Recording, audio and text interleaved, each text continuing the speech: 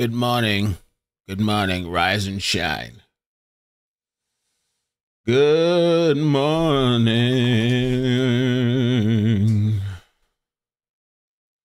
Good morning. Commissioner, local. No, I will not accept this. Rise and shine. Early morning. What's up? I don't think we have notifications, so you guys will have to help me out with the like button, please. Let me double check. They're having some type of statements or press conference or something this morning with regards to the ships that collided yesterday. Well, really one ship crashed into one, but good morning. We'll start the video, the live stream. Hello, mate. Hello, mate. Good morning, mate.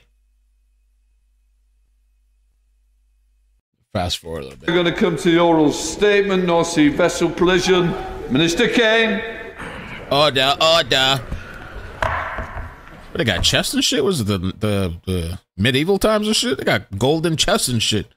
Order. Mr. Speaker, with permission, I wish to make a statement regarding the collision between two vessels off the east coast of Yorkshire that occurred yesterday. Yorkshire. I want to begin by offering my sincere thanks to all those who are responding on the front line, from His Majesty's Coast Guard to local emergency services. This is a challenging situation, and I know I speak for everyone in this House when I say that the responders' ongoing efforts are both brave and hugely appreciated. I also want to thank the international partners for their many offers of assistance to the UK and the support from the maritime community. This is a fast-moving situation, so let me set out the facts as I currently have them. At 9:47 on Monday the 10th of March, the vessel MV Solong, sailing under the flag of Madeira, collided with the anchored vessel MV Stena Immaculate in the North Sea, a fuel tanker sailing under the flag of the United States and operated by the US Navy. The collision occurred approximately 13 nautical miles off the coast. Fire immediately broke out on both vessels, and after initial firefighting attempts were overwhelmed by the size and the nature of the fire, both crews abandoned ship. Firefighting and search and rescue operations, coordinated by His Majesty's Coast Guard, continued throughout the day yesterday, pausing in the evening once darkness fell. Firefighting activity restarted this morning, and I'm pleased to say that the fire on the Stena Immaculate appears to be extinguished, but the Solong continues to burn. Damn, the Schlong's still burning? Oh! Although they became attached to each other during the collision, the Solong broke free of the Stena Immaculate late last night and began drifting southwards. Modelling suggests that, should the Solong remain afloat, it will remain clear of land for the next few hours. The assessments of His Majesty's... So what, the Schlong's moving on its own and still burning? Floating adrift? Coast Guard is, however, that it is unlikely the vessel will remain afloat. Tugboats are in the vicinity to ensure that the Solong remains away from the coast and to respond as the situation develops. I want to be clear that while there are 1,000-metre temporary exclusion zones established around both vessels, maritime traffic through the Humber estuary is continuing. The full crew of 23 on the Immaculate is accounted for and on shore. One sailor was treated at the scene but declined any further medical assistance. 13 of the 14 sailors of the MV Solong are accounted for. Search and rescue operations for the missing sailor continued throughout yesterday, but were called off yesterday evening. Wait, how many? 13 of the 14 sailors of the MV Solong are accounted for. Search and rescue operations for the missing sailor continued throughout yesterday. Oh, so there's a missing sailor still. But were called off yesterday evening, at the point of which the chances of their survival had unfortunately significantly diminished. Our working assumption is that, very sadly, that the sailor is deceased. Wow. The Coast Guard has informed the company, and it has been advised to inform the next of kin. Our thoughts are with the sailors' loved ones at this time. Regarding the cargo of the vessels, the MV Steno was carrying 220,000 barrels of jet fuel, which was the source of the fire. The MCA is working at pace to determine exactly what cargo the Solong is carrying. I am aware of media reporting regarding potential hazardous materials on board, but we are unable to confirm at this time. However, counter-pollution measures and assets are already in place, and both vessels are being closely monitored for structural integrity. A tactical coordination group has been established through the Humber and Lincolnshire Local Resilience Forum. The Marine Accident Investigation Branch is deployed to the site and has begun their investigation. The MCA is rapidly developing a plan to salvage the vessels once it is safe to do so. The Department of Transport will continue working closely with the Cabinet Office and other government agencies and the Resilience Forum on the response. Colleagues across this House will appreciate that this situation is still unfolding as I speak, and I will try and answer the questions from honourable members with as much detail with the latest information I have at my disposal. Mr. Speaker, I commend this statement to the House. Shadow Minister Jerome Mayhew. I thank the Minister for advance sight of his statement. Yesterday morning, shortly before 10 a.m, the container ship NV Solong collided with the oil tanker MV Stena Immaculate, which was at anchor in the North Sea off the coast of Yorkshire. The Stena Immaculate was on a short-term charter to the US Navy's Military Sealift Command and was carrying 220,000 barrels of jet fuel. The Minister has not formally confirmed the cargo of the Solong, a Madeira-flagged vessel, but it has been widely reported that it was carrying 15 containers of toxic sodium cyanide. I listened to the statement carefully, but can the Minister confirm that this is now not his understanding? Oh, not his understanding. This collision and the resulting spill are deeply concerning. However, before questioning the Minister on the government's response, I join him in paying tribute to His Majesty's Coast Guard, the RNLI, emergency services and all others who have helped respond to this incident. As the Minister noted, Mr. Speaker, the emergency services were on the scene swiftly and their actions saved many lives. Approaching fiercely burning vessels with a risk of explosion takes enormous bravery, and we all commend them. I'm grateful for the confirmation that all mariners from Stena Immaculate have been recovered without injury, and that 13 of the 14 crew members from the Solong have been brought safely ashore. Our thoughts and prayers are with the family and colleagues of the missing member of that crew. I understand that the search for life has concluded, but can the Minister update the House on the efforts being made to recover that mariner? Turning to the collision itself, the Minister has confirmed that early investigations do not point to foul play, but will he commit to remain vigilant to ensure that any indications of foul play are carefully investigated? Additionally, given the involvement of both US and Madeira-registered ships, could the Minister inform the House what impact this will have on the investigative process? And has the government contacted those respective governments to ensure their close cooperation? The Secretary of State will be aware that there is deep concern regarding the effect of the oil spill on the surrounding marine environment. Environmental organisations have warned of potentially devastating impacts of pollution from the tankers on habitats and species in the area, including threatened seabird colonies, grey seals and fish, and nature-rich sites such as the Humber Estuary, where conservationists have been restoring seagrass and oysters, could be devastated by this emergency. So has he been briefed by the Environment Agency on their response? And could he give us some more details about it? And the Minister made reference to the drift of the Solong and the risk that it may run aground without intervention. Can he update the House on what steps will be taken to ensure that this does not happen? I understand that Maritime Accident Investigation Branch has begun a preliminary investigation into this emergency, and I'm pleased that the Minister is working closely with the Maritime and Coast Guard Agency as they conduct an assessment on the counter-pollution response that may be required over the coming days. But I also seek assurances that the government will closely engage with local communities who will be concerned about the impact of the collision on their environment. This incident involves multiple government departments spanning emergency response, environmental protection, maritime safety, defence and chemical transport regulation. Effective cross-government coordination is therefore crucial. Can the Minister assure the House that such coordination is taking place and that Parliament will receive regular updates? It is, of course, too early to draw significant conclusions at this stage, but it is clear that something went terribly wrong in the handling of these two vessels. We will support the Minister in whatever action is needed to ensure the highest standards of safety on the high seas. Well, can I thank the Honourable Member for that? Something did go terribly wrong. He's exactly right. And my thoughts and prayers are with the missing sailor's family. The company has been informed and his next of kin are being informed.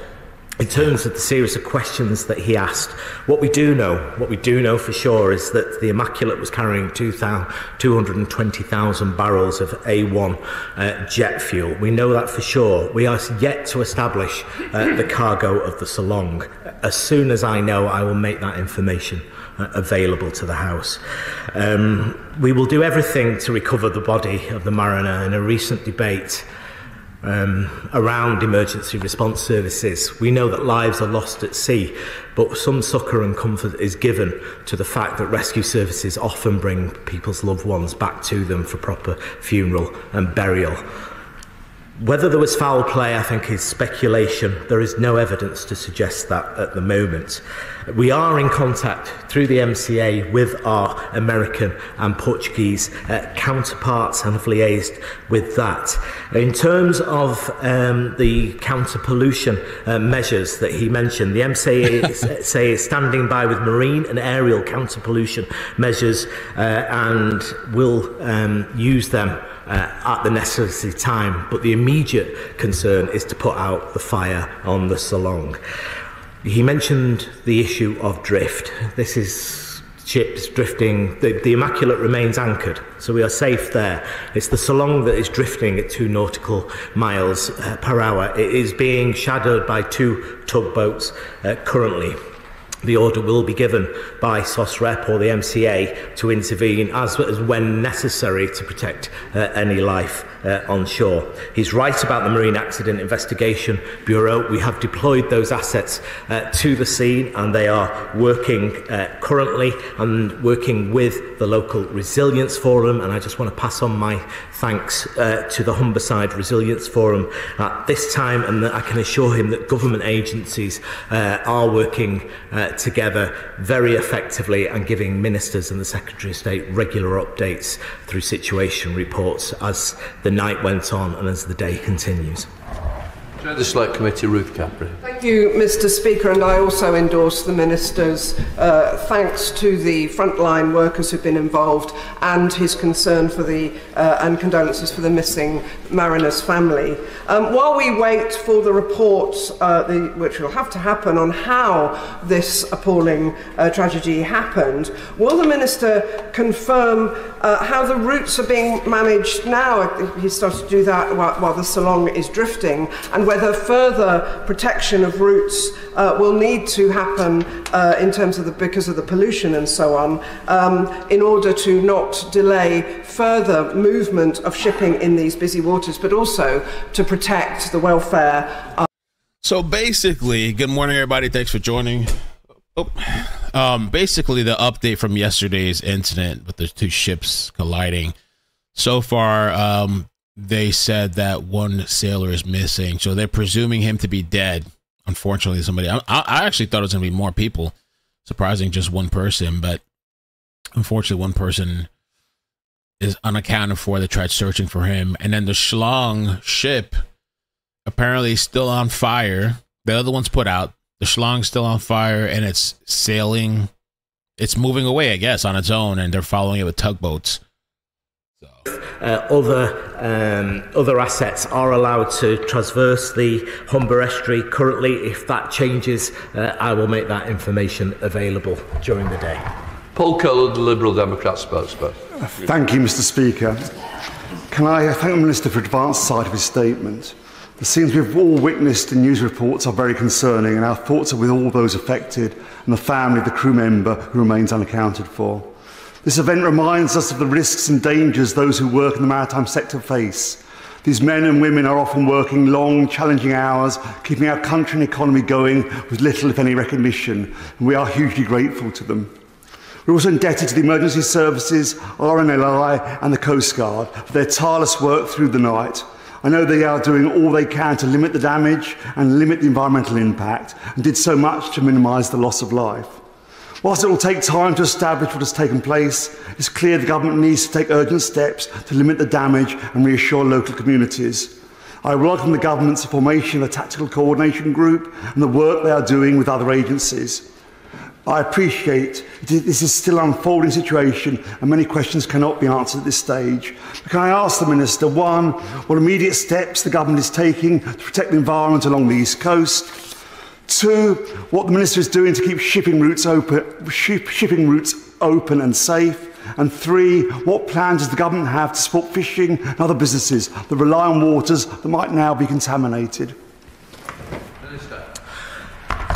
Well, can I join with the Honourable Member in paying tribute to maritime workers? They kept us fed, fuelled and supplied all the way through COVID, and they keep us fed, fuelled and supplied every day of every week in our nation, and I cannot commend them more highly.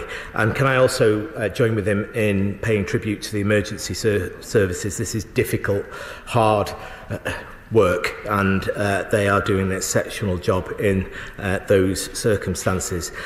We have, as I've said, the MCA is standing by with marine and aerial counter-pollution measures. Those are in place.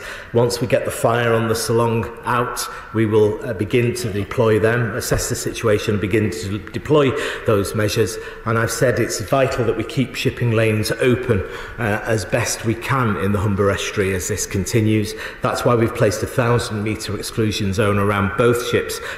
Gotta keep the money going. That maritime vessels can operate keep the money flowing. Normally, as normal is in this circumstance. Neil.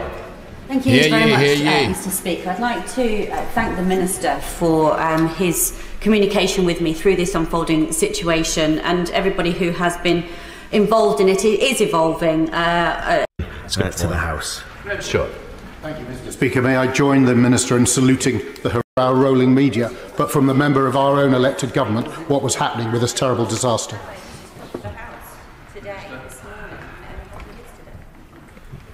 Well, Mr. Speaker, I was dealing with the situation.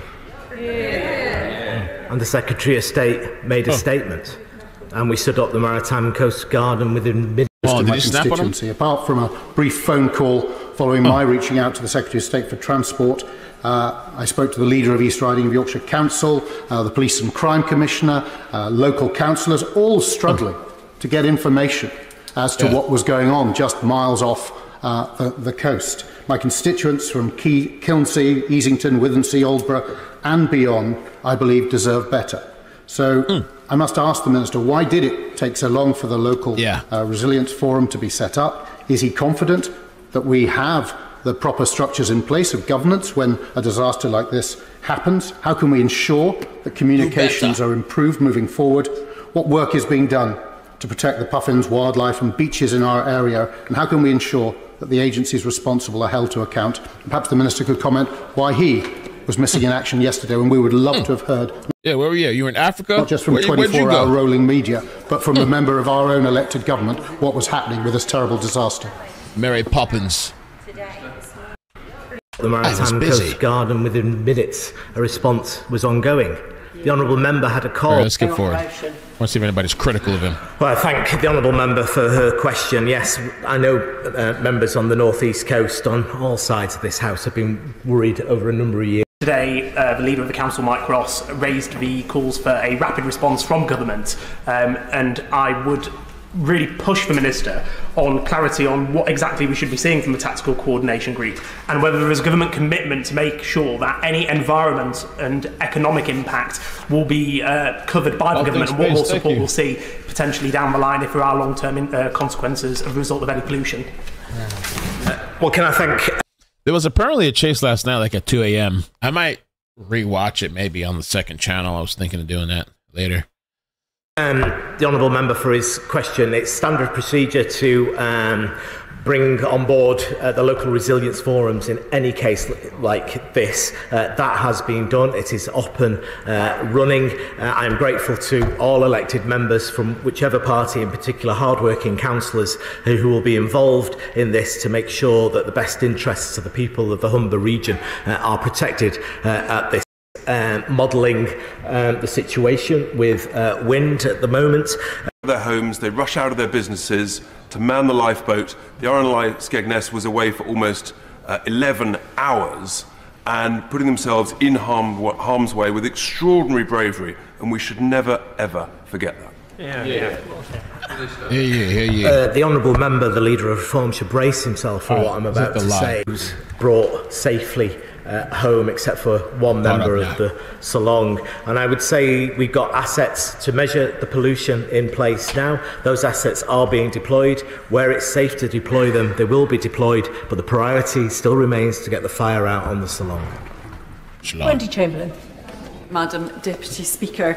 Several members have mentioned the effects to the marine environment, including endangered bird species such as puffins and kittiwakes who are returning to colonies right now in places such as the Isle of May in my own constituency. Can the Minister outline what engagement he's having with the charities and organisations who run... What about the birds? Forget about the man that's lost in sea and possibly dead.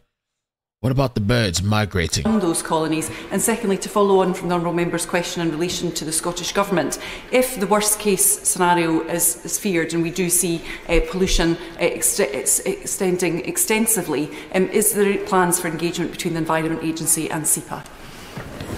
Well, I thank the honourable member. The environment is absolutely at the front of our mind, and once we get this fire out, we will make those impact assessments and take the appropriate measures to clean up any pollution if there is any.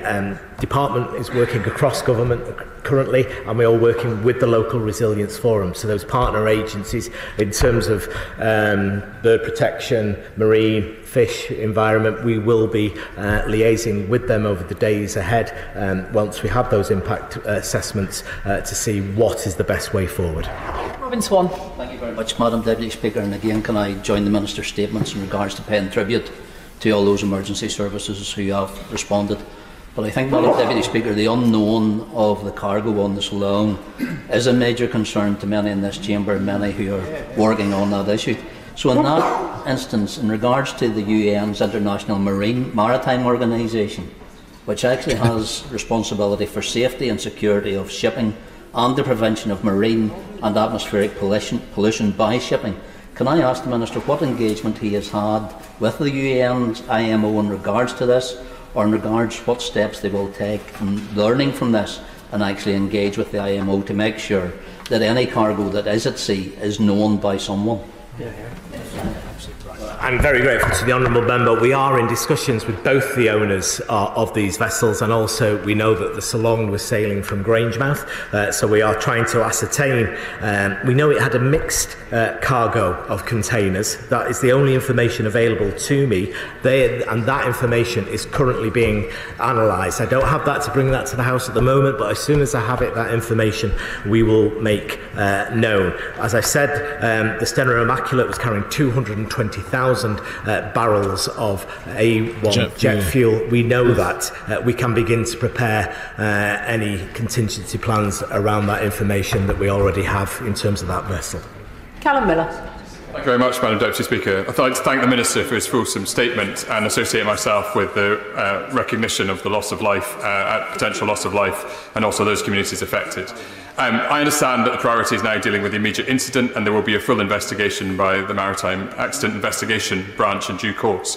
However, in light of the fact that the Royal Navy has deployed vessels to the North Sea to monitor the activities of hostile states both on and under the sea, can the Minister assure us that the Government and its agencies will make an assessment so we can be clear that there has been no foreign interference in this terrible accident?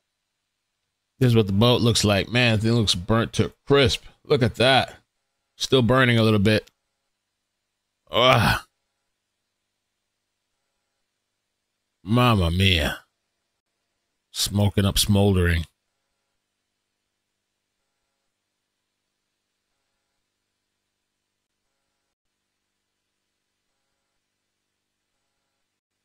And one person missing.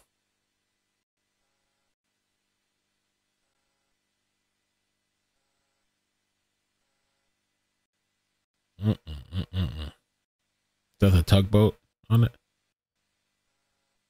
There's a tugboat, maybe. Wow.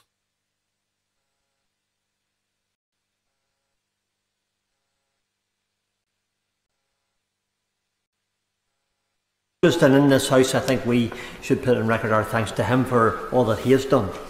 Can the Minister outline what steps will be taken to investigate whether there were failings with the visual observation, with radar or the automated identification system, the AIS, which led to this unexpected collision? And how can we ensure that the long-term environmental effects of this devastating collision are dealt with in a coordinated manner? Thanks so much. Well, can I thank the Honourable Member for Strangford for his House. Can I update the House to say that as it currently stands, no sign of pollution from vessels is observed at this time, but monitoring is in place, and should that change, assets in place, they will be provided as needed. That's the latest current information as relayed to me. In terms of the question of the Honourable Gentleman, that is a matter for the Marine Accident Investigation Bureau. We have extraordinarily dedicated officials who are on site, were on site yesterday, were deployed. They will be making their surveys of the two vessels, and they will be reporting back to me with initial findings when they can, and subsequently there will be a final report for sign-off on my desk at some stage in the future. But I'm grateful for the Honourable Member's support. Can I thank the Minister for his statement? I know, right? How's there not pollution? Point of order, David Simmons. Thank you, Madam Deputy Speaker. Earlier today, David Lawrence, a former Labour parliamentary candidate, put out a public statement saying that he was pleased to be invited to number 10 Downing Street for a preview of the Planning and Infrastructure Bill, a landmark piece of legislation which has yet to see the light of day in this House, despite a number of statements from ministers about how significant and important this piece of legislation would be. May I seek your guidance on how we can ensure in future that important legislation deserving of the scrutiny of Parliament is first seen in this House and not shared offline with Labour parliamentary candidates? I thank the Honourable Member for his point of order. I'm sure that his comments will have been heard by the Treasury bench. Point of order, Angela Rayner. Thank you, Madam Deputy Speaker. Can I assure the House that no one's had a preview? The Planning and Infrastructure Bill is coming to this House, and of course we regularly consult with stakeholders, but no one's had a preview before this House. Can I thank the Secretary of State for that point of clarification? Zombies. Presentation of Bill. Secretary Angela Rayner. All right. I just wanted the update of what was going on. What if the cyber attack on X was just a prelude of what to come? Yeah, X, Twitter, was attacked yesterday. What would you do if they brought the power grid down? And by they, I mean if the government purposefully brought the power grid down. And I'm not asking that question for fun. I'm asking that question because the World Economic Forum is predicting that a cyber pandemic, you can look this up, they've been running exercises about it this year, is inevitable. You're probably saying, what is a cyber pandemic? It doesn't make any sense. Like, what are we even talking about? Well, first and foremost, the reason I'm even paying attention to the World Economic Forum and their exercises is because they notoriously, in 2019, ran an exercise for a coronavirus pandemic that oddly all became true. I mean, without one slight difference. They said that the coronavirus was going to escape from a wet market in South America. Of course, when the coronavirus swept the world in 2020, they said that it escaped from a wet market in China. You can still look that up, by the way. That's not a conspiracy theory. They simulated that coronavirus pandemic. It was the World Economic Forum in collaboration with the Bill and Melinda Gates Foundation, in collaboration with Johns Hopkins University. And the website is still up, and they say, the coronavirus pandemic is inevitable. And then, boom, it happened the very next year. So people say it's a conspiracy theory to believe that they knew that the coronavirus pandemic was going to happen. You don't have to believe it was a conspiracy theory, or you can believe it wasn't a conspiracy theory. It's up to you. I don't really care. The point is that they made the prediction, they called it inevitable, and then it happened immediately. So for me personally, that signals to me that I should probably pay attention the next time the World Economic Forum makes a prediction and calls it inevitable. And lo and behold, they are predicting that a coronavirus pandemic, a cyber pandemic, is going to happen, and that it is once again inevitable. So if you look into the exercise that they have run this year, I believe they ran it in July. They've been meeting and talking about the cyber pandemic and what it will look like. Essentially, their idea is that they're going to have to sanitize the internet because a bug, think of this as like a coronavirus for your computer, is going to sweep globally. And the only way they're going to be able to stop this bug from infecting everything is to effectively shut down the internet, right? And they were talking about bringing down the power grid in an effort to do this. So imagine the government bringing down the power grid and you would not have access to anything that required an electrical charge. Oh, man. What the? I don't know. Cyber pandemic. Preparing for the next global crisis. A cyber pandemic. What? A cyber attack with COVID-like characteristics. You got to put a mask on your modem and shit. What? World Economic Forum.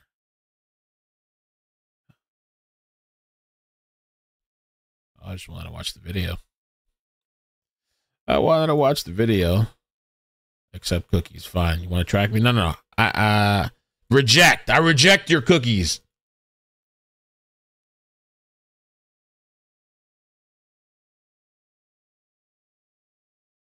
I don't know. Cyber attack.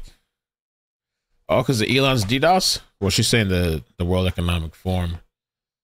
Cyber pandemic. They're coming up with all kinds of bullshit. The Y2K. Well, I've been saying it for years now. The cyber pandemic coming. Surviving the world cyber pandemic a year ago. Survive the pandemic. Averting cyber pandemic part 1, part 2, part 3, part 4. Cybersecurity has COVID-19 unleashed a cyber pandemic?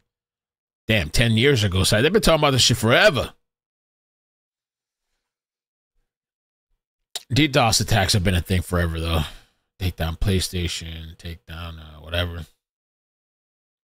Apparently, too, this person, Just Hilarious. I never found this lady funny. It's almost like she was a prop. What happened to this guy? Oh, the end of the thing. Perfect timing. Hear ye. Order in the court now. Just Hilarious. I guess they're saying she was making fun of the DJ Stevens. An aggressively chopped female, allegedly debatable, still unconfirmed host of Breakfast Club. Just Hilarious is facing backlash for making fun of a 13-year-old cancer survivor. Wow. Effective stunt. It was so effective, right? But then you had people arguing, okay, this was race baiting. This little black boy shouldn't have been used as a prop. And I'm like, are y'all He's black? I don't, whatever, he's a person of color, obviously. Okay. So I don't know his exact ethnicity. But when I saw that, his head was nappy. His head was not nappy at all. It wasn't. He was black. The dad, You think he was black? His dad was black. His dad was holding him. I don't know if that was his dad, but yeah. It's funny too. Like these people that complain about racism the most are the most racist people ever. And if you're not black enough or dark enough, then you're not accepted. What any kind of criticism because he has a different political belief. These are the people that are screaming for the mountains racism, but they're the most racist people ever. So I don't know his exact ethnicity. But when I saw that, his head was nappy. His head was not nappy at all. It wasn't. He was black. The dad, You think he was black? His dad was black. His dad was holding him. I don't know if that was his dad, but yeah, it seemed like that was his dad. I just don't think Lil Boy was black. His dad wasn't nappy. I mean, it was patchy, but it wasn't nappy. Well, it was very effective. Effective stunt. Amazing. Great job there. All right, let's see what else we got. The most racist ass people ever, always complaining about it, but you're the problem.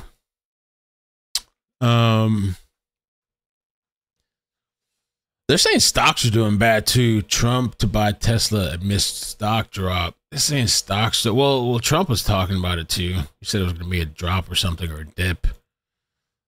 I don't know. Hopefully it comes back up. With two stories I got to follow up with. The Dominican. She's not Dominican. I keep saying Dominican girl, or lady, but she's was visiting the Dominican Republic. I did a live stream on that last night. It's kind of weird. Check it out if you haven't. I plan to update that story again once we get an update. You know, I'm going to keep an eye out. If you missed the story last night, go and check it out. If you're chilling today, cleaning or working or whatever, go back and watch. What's not showing here? I type, why are they putting up Hamas when you type in Ick and Mel? What's up with that? Hamas. Oh, I guess it's the news, different news segments. The hell?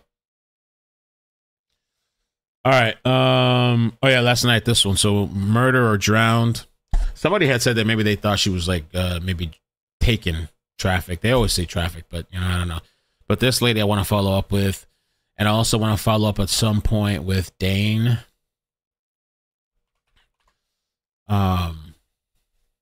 Is it Dane? Did I mess up the name? The little 2-year-old boy that's missing. I don't know why it was with a D. I thought it was Dane something. Oh yeah, it is Dane Paulson. Want to follow up with him too. The little 2-year-old boy that was out playing in the front yard, and his parents, I guess they lost track of him. Oh, we could do a little update maybe or something. I don't know. We'll see. They're still searching though. They haven't found him. He's still missing. No evidence. Dane Paulson's disappearance is related to what? A white van. Oh, they were talking about a white van too now. That is crazy. I don't know, man. It doesn't sound good. They never found that little girl either. The one that went missing in the river. Parliament hearing, yeah. The only thing we got out of the Parliament hearing is that the one sailor that's missing and presumed dead. Really unfortunate. Also, there was a plane crash last night. Not a plane crash, sorry. A helicopter crash yesterday afternoon or something. I posted a short video last night, so if you missed that, check it out. Basically, I think they were saying that everybody's dead. There was no patient on board, and it's going to be investigated. I don't know what's going on with these medical choppers, medical planes, what's going on with all this stuff dropping out of the sky. And I would think that those, especially like the medical choppers or planes, that they're doing extra due diligence, extra checks, extra whatever to make sure, extra maintenance, double checking, rechecking. No shortcuts. Plane has to be in tip-top shape, you know? That's scary, man. These medical planes dropping. Egg prices dip below Trump administration start. Oh, the egg prices are starting to plummet. Okay, I see you. Egg prices are starting to plummet. Dropped by 11%, now lower than when Trump took office. All right, okay. All right, let's see. What's that, 10 cents off? 50 cents? All right. Hey, libs, find something else to cry about. Egg prices are now lower than when Trump took office. Okay, all right. I want to see it drop even further. But that's good.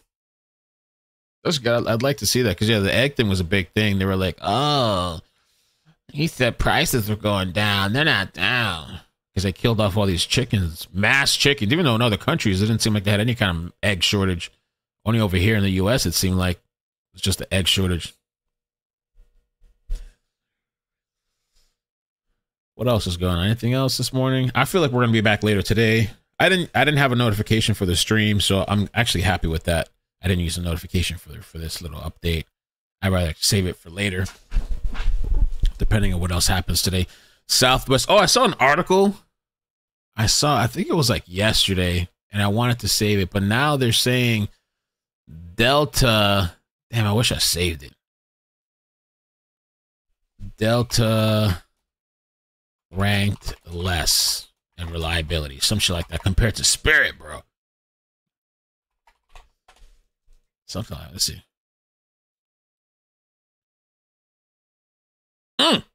While Delta is considered one of the most reliable airlines in the U.S., recent data suggests it has been ranked lower in reliability compared to other carriers like Southwest and Spirit. Hell nah. Hell nah. With some reports showing that Delta far behind in on-time performance and cancellation rates, particularly in comparison to these budget airlines. However, Delta still maintains a strong reputation overall reliability. Nah, man, I've been seeing what's going on with you guys lately, Delta. I don't know about y'all. I'm paying $600 more for your flight. A year ago, is Delta declining in quality? I've been slipping. Planes upside down and shit. Everything's going on with you guys. I'm good.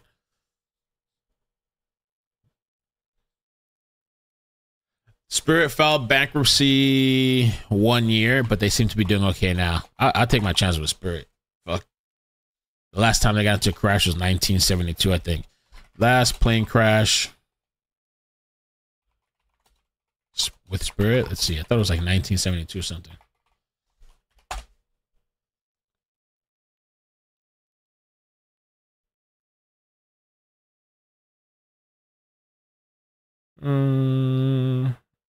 Well, over here it says Spirit Airlines has never had a fatal plane crash. What?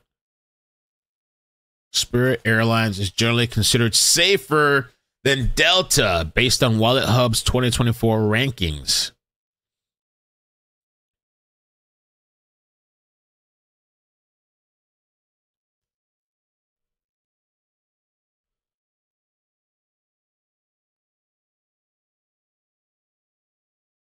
After a string of incidents, some flyers are sticking with what they sticking with.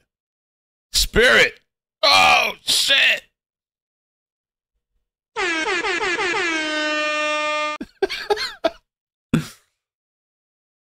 I don't know. I'm trying to find out. I read somewhere 1970 something, but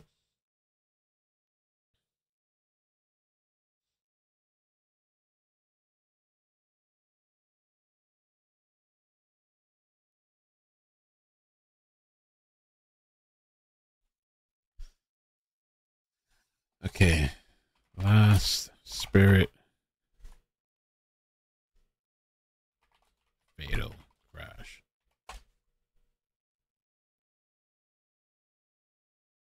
No accidents, just incidents. Internet reacts to Spirit Airlines going viral for never having a fatal accident, despite being criticized in the past. Ooh, Spirit stunting right now. Ooh.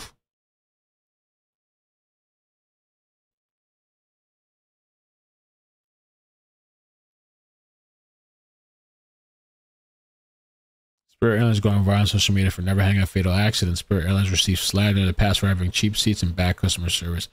I think the people flying too are just bad. Some of the people like in the airport fighting and shit like that. I think those people should get arrested, lock them up, and never be allowed to fly again.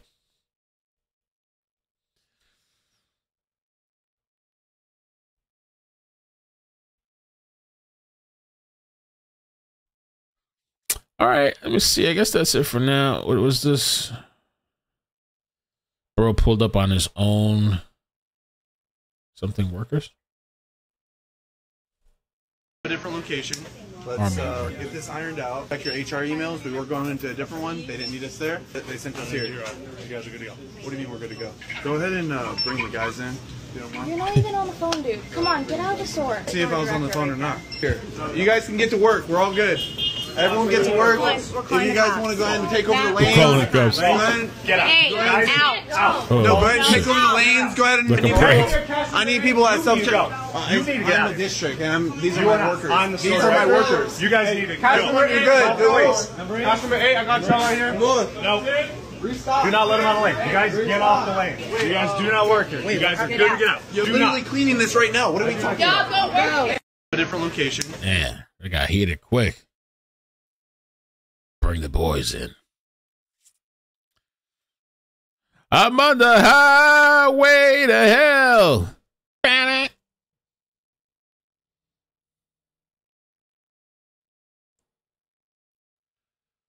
Anything else? Anything else? Oh, by the way, Wendy Williams, I mentioned her yesterday. Maybe she'll get out. Wendy Williams aced the psychiatric test, capacity test. Maybe she'll get that out. She's been banging on the windows. She put out a sign asking for help. They have her locked up in some chambers in a room with a glass window where everybody can watch her as if it's like a zoo display or something, animal display. She might get out. There's the one of the shots. They should got that shit as a thumbnail. Saving Wendy. Man, maybe she'll get out. I mean, she has said some vile things about people, supposedly dead people, and like some nasty stuff. But hopefully, she's all right. She'll get out. She should have the money to, have some caretakers and have her own space, be at home in peace. If I want to go to the store, I want to take a walk and shit, I want to go for a walk. Be locked up in a room. And her son is foul as fuck. Supposedly that guy used up her money, allegedly used up her money, spent it out, and locked her ass up. Damn, it's foul. They get that money back, put him on the streets.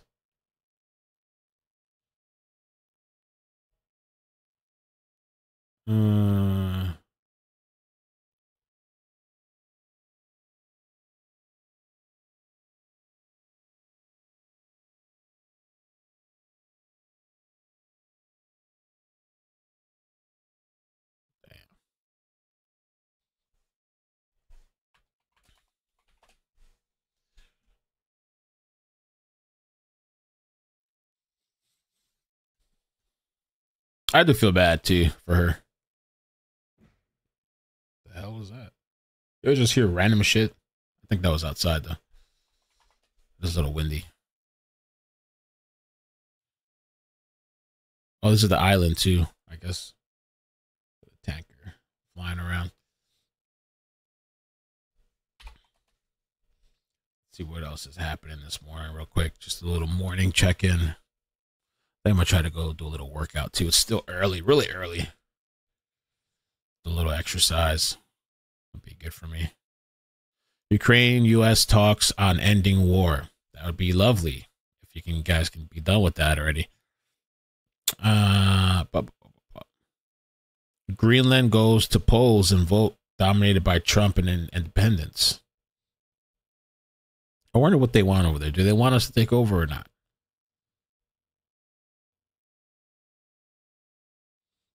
Is Walgreens going to be sold? What? At rock bottom.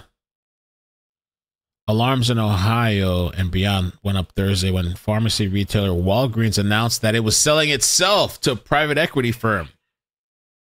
Sycamore Partners. I don't even sound right. Sycamore. The nation's second largest pharmacy chain was already in the process of closing thousands of underperforming stores. Wow. Adding to mass closures in Ohio and nationwide. I didn't know they were struggling. Private equity firms are known for buying distressed companies, selling off valuable pieces, and walking away from the rest. So what's to keep Sycamore Partners from selling profitable Walgreens stores in wealthy areas and closing those in the poor? I don't know. But an Ohio pharmacy leader who last year warned that Walgreens struggles had dire implications for public health on Friday said its sale to private equity firm might actually be a good sign. I don't know. I don't know they were offering themselves up. Oh, snap.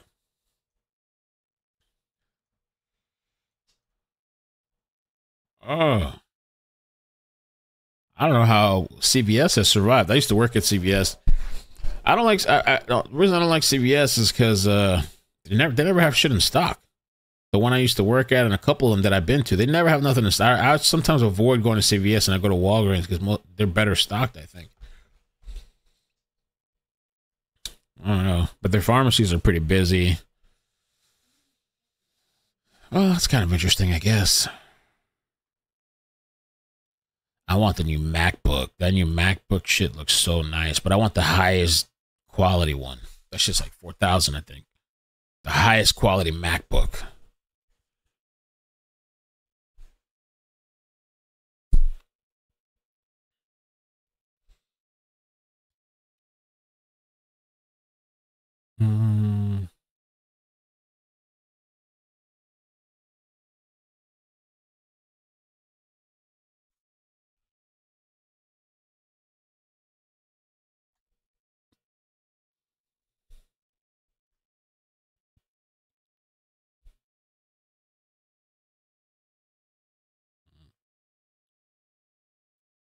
Sex, drinking, and dementia. Okay, that looks... What's that about?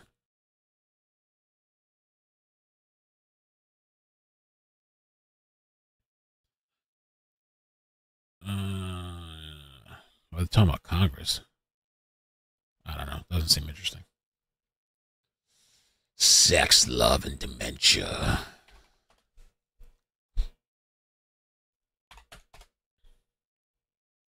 Oh, I used to work at Eckerd's too, Layla. I used to work at Eckerd's, and then CVS bought them out. That was, well, I was going to say it was the first retail job, but it wasn't, because I used to work at Winn-Dixie too. I did Winn-Dixie, and then I went to Eckerd's, and then CVS bought them out.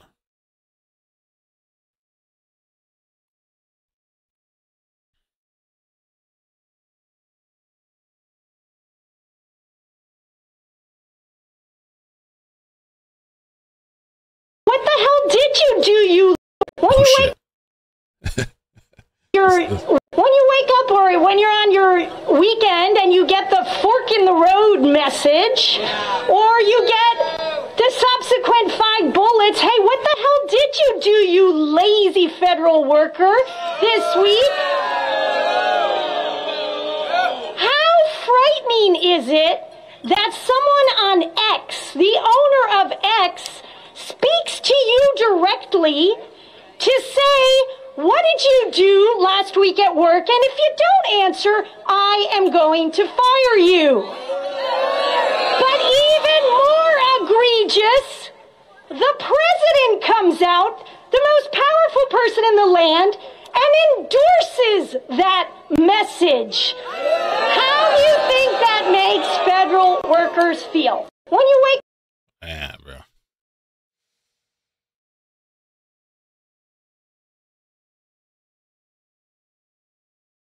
Damn. Be a federal employee, and I'm going to tell you why I don't feel bad for federal employees being forced to come back into the workplace. I worked for the Army Corps of Engineers for almost a year, and the abuses that I saw by government employees was astounding and shocking. I worked as a realty specialist, and that is someone who manages government-owned lands. So when farmers and ranchers lease land to graze cattle, we would manage that. When I was hired, my boss bragged that it was basically impossible to get fired from the federal government, and that in her entire time working for the government, she'd only seen one person fired, and that person assaulted a fellow employee, and she wasn't even fired for assaulting the employee at work. She was fired for lying about it because they caught it on camera. When I worked for the government, we were allowed to work 50% in the office and 50% from home, for the most part. In some cases... All right, we get it. All right. See anything else? Is a planned economic collapse.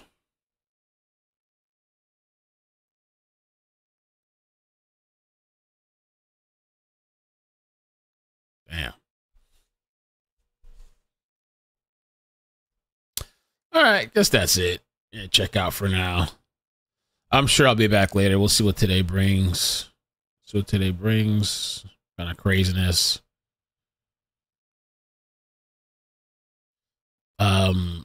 Andrew Tate keeps taunting the Florida government. Ron DeSantis, by the way, he keeps trolling and saying, come get me. Said, Florida, I'll be flying back tomorrow. This was posted yesterday. I'll be flying back tomorrow and look forward to getting arrested if you have probable cause. Because every day you don't arrest me proves you're clowns talking lies for political points. The only thing I heard that supposedly there was like a lady claiming to be a victim in Florida. So I don't know if they actually can get anything, like if they have anything to corroborate, if they have any evidence, you know, I don't know. I did hear supposedly some lady was claiming, you know, to be a victim. So that I guess that remains to be seen, because DeSantis was trying to, I guess, make an example out of him when Andrew Tate, the brothers, flew into Florida. And he's like, we don't want you here or something like that. But I don't know. I guess we'll have to see. I don't know if they'll be able to find anything. to actually be able to do something. I've been kind of keeping an eye on that to see what happens. You gonna pack? You be packing, okay, Tammy? You're a federal employee for 14 years. Wow. Caroline. All right, guys. I'll catch you later. I hope you have a good day. Be safe. Bye. Bloop, bloop, bloop, bloop, bloop, bloop, bloop, bloop, bloop, bloop, bloop. Good morning, Bubby. Good morning, everybody. Hope you're doing good.